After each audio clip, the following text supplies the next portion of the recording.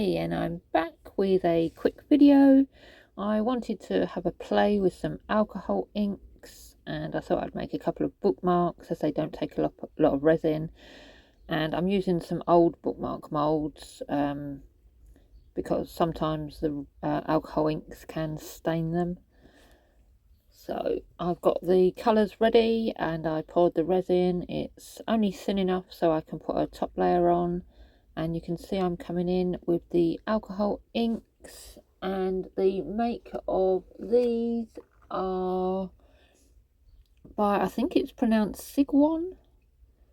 I got them off of eBay. They weren't too expensive. So in this one I'm just dropping in 1 drop of each of the rainbow colours, and I'm going to just let that spread, and I'll come back and do what I'm going to do in a minute. And in the other one I'm going to be adding the same sequence of colours of red, orange, yellow, green, blue, purple and pink, but after each drop I'm going to be adding the white. Now this white is a different brand. I couldn't tell you the brand because it's in Chinese. It's just called alcohol ink resin pigment, and it's a sinking white, so you put it in and it's supposed to add an effect. It's the only one that I've really got, and I had trouble with the yellow one. As you can see here, it just would not drip, so I ended up squeezing the bottle, and yeah, I got a crap load of blooming white into that yellow blob, as you can see there. So I'm hoping it doesn't destroy it and make it look too much, but overall I do need to invest in another sinking white resin alcohol ink, because I just don't like, you'll see the effect at the end. I'm not happy with it at all, and I wish I hadn't have added it. And as you can see, I had trouble with it again there with the blue, and then the pink just splurted out everywhere.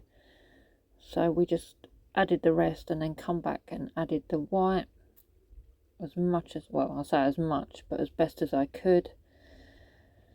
And then I spritzed them with some alcohol ink just to make sure there were no bubbles. And then I came in with a I'm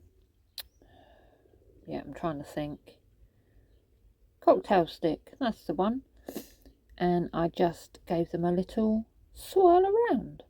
Now, if I'm honest, I should have waited until the resin was a bit thicker, but you'll see when it comes to the unmoulding, they are super pretty.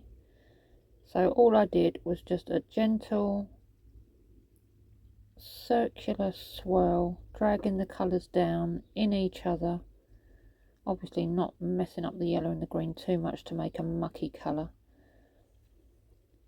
But that looks super pretty, and I wish it had, in some respects, had stayed like that. But the resin was still not over runny, but it wasn't thick enough to hold and keep that pattern. And then, like I said, I wish I hadn't added the white to this one, so I thought I'd go ahead and do the same with this one, just to mix some of that white up, because it just didn't seem to sink, especially in that yellow one, because too much came out.